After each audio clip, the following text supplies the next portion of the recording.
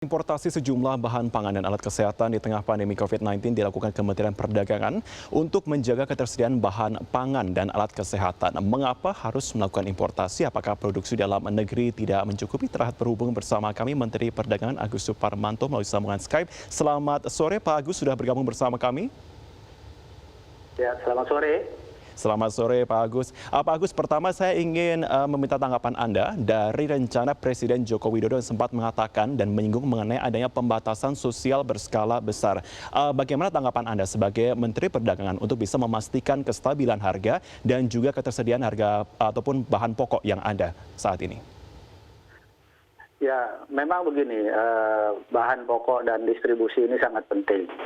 Dengan pembatasan dan wilayah dan sebagainya, ini memang jalur distribusi baik pengiriman barang itu harus diprioritaskan.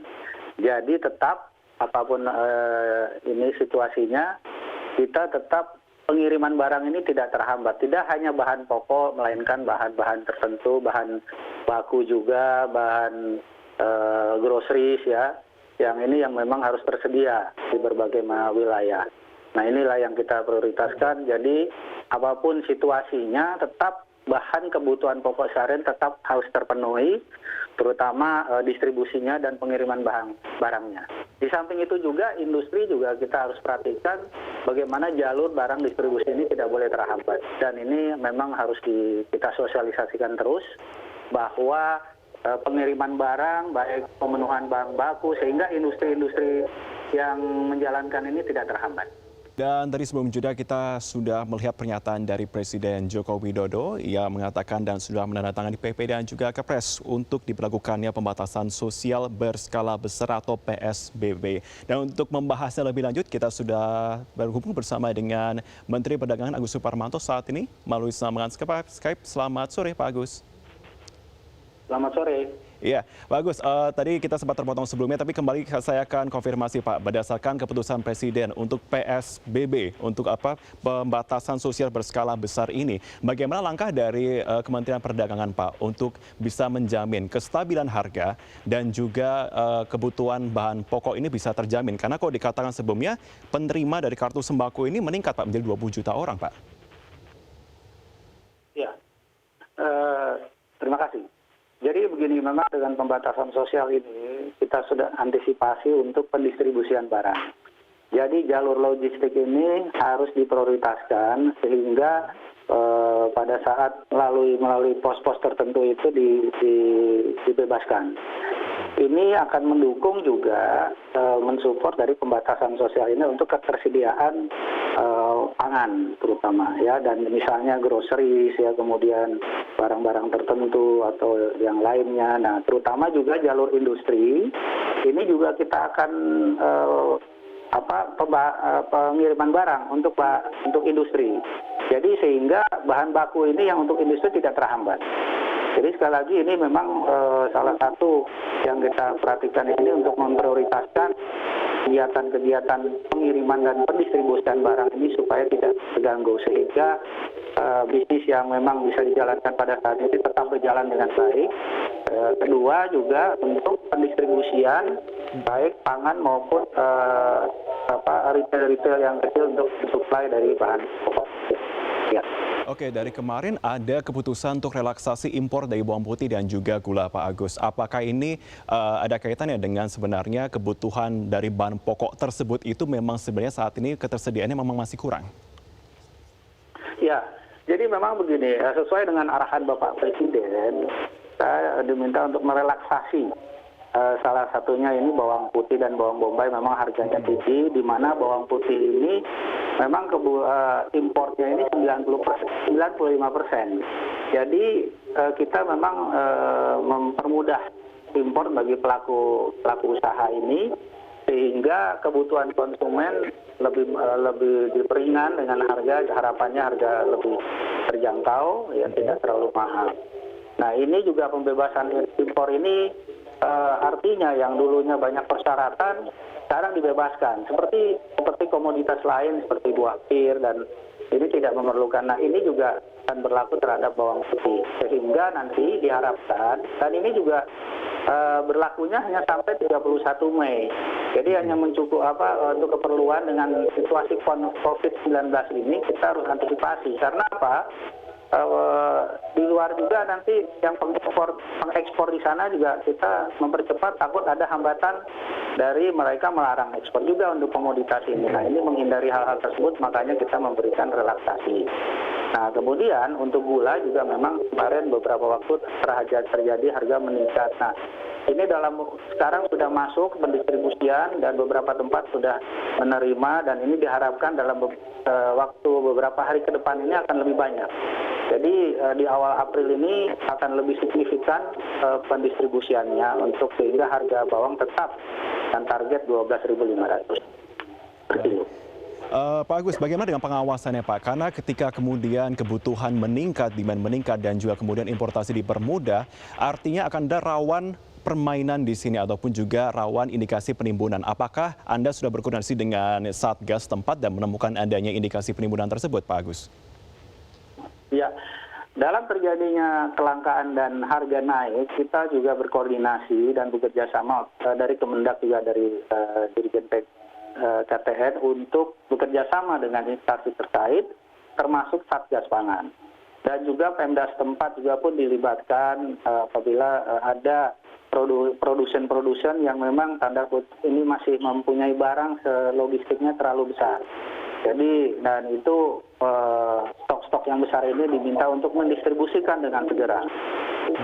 Dan ini kita juga bekerja sama Satgas Pangan, dan alhamdulillah mereka memang sangat cepat sekali bertindaknya, dan juga itu terdapat beberapa hal dan produk yang kita bisa temukan dan langsung didistribusikan. Oke, Pak Agus, saya akan menuju ke alat kesehatan Pak. Ini sempat menjadi polemik juga. Saya ingat sekali pada waktu bulan Januari, Februari, kemudian kita ada pengiriman ataupun juga ekspor alat kesehatan seperti masker ke Tiongkok dan juga negara lainnya. Tapi kemudian Kemendak langsung melarang adanya ekspor alat kesehatan ini seperti masker. Apakah ini kemudian efektif Pak untuk bisa meredam lonjakan harga yang biasa kita di pasaran dan juga di marketplace Pak? Ya memang begini, kita kan juga mengharapkan industri-industri tersebut dulunya mengekspor. Namun dengan situasi COVID-19 ini kita terdapat keterbatasan. Untuk itu saya bertindak cepat untuk membatasi ekspor dulu supaya agar kebutuhan dalam negeri terpenuhi. Memang kita punya kemampuan untuk memenuhi kebutuhan dalam negeri dan sisanya mengekspor. Namun karena sekarang waktunya, ini hanya timing saja. Jadi memang pelarangan ekspor ini untuk alkes terutama yang untuk mendukung COVID-19, yaitu APD ya, dan alat kesehatan lainnya. Termasuk juga kita mengimpor. Nah, impor ini kita mudahkan saat ini untuk alkes yang mendukung COVID-19. Jadi apabila itu nanti ada masker, APD dan lain-lain ya, itu seperti antiseptik, hand sanitizer juga begitu.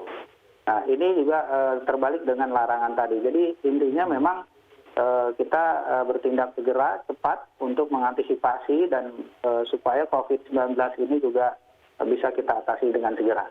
Baik, kembali ketika kemudian impor dipermudah, kemudian kita mendapatkan banyak tentunya stok dari alat kesehatan seperti masker dari negara lain tentunya kepada Indonesia. Tapi itu juga satu sisi seperti tadi, bahan pokok begitu bisa rawan adanya penimbunan. Bagaimana kemudian bentuk pengawasan juga dari Kementerian Perdagangan untuk bisa benar-benar memastikan bahwa ini terdistribusikan dengan baik sehingga harga itu kemudian menjadi tetap stabil, Pak Agus?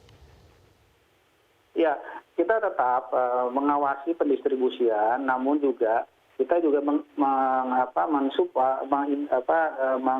mendorong untuk produser-produser ini meningkatkan volumenya sehingga bisa tercapai apa yang kita inginkan seperti APD. Nah, ini APD ini memang kebutuhannya kita sekarang sedang meningkat, hanya masalah timing. Sekarang sedang diproses untuk peningkatan produksi terhadap masing-masing produsen.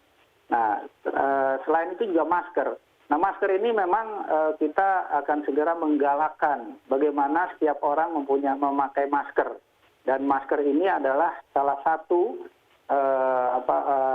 alat yang memang untuk mencegah penyebaran COVID-19. Jadi memang saya juga himbau bagaimana ini masker, semua setiap orang mempunyai masker di rumah-rumah juga. Nah, ini nanti kita akan buat program bagaimana memenuhi kebutuhan tersebut. sehingga bisa terjangkau oleh semua orang.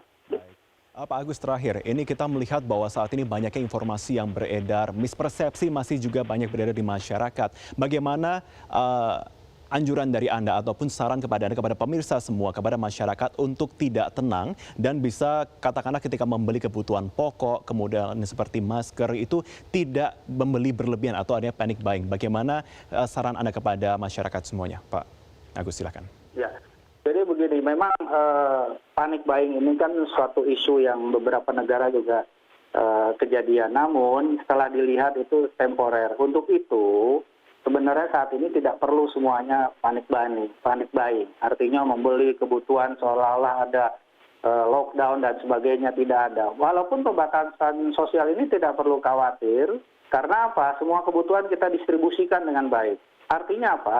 Jadi kebutuhan-kebutuhan yang dipenuhi tetap aman. Artinya kita akan menjamin kebutuhan ini tetap kita terpenuhi.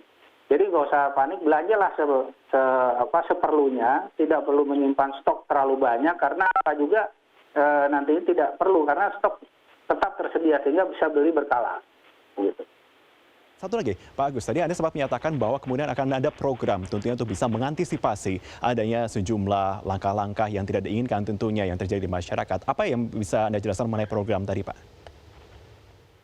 Ya, program ini begini, tadi bicara program masker ya, supaya setiap orang itu harus bisa mempunyai masker.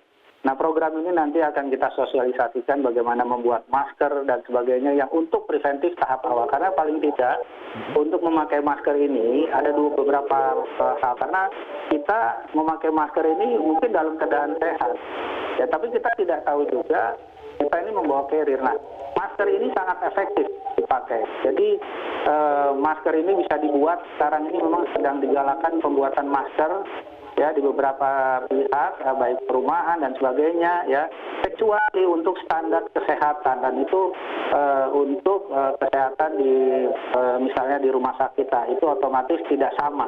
Jadi artinya preventif di lapangan nanti juga kita akan komunikasikan dengan Kementerian Kesehatan dalam hal ini. Baik, terima kasih Pak Agus Suparmanto untuk waktunya bersama kami dalam Breaking News Metro TV. Terima kasih. Baik, dan kami akan kembali usai jeda, pemirsa, tetaplah bersama kami.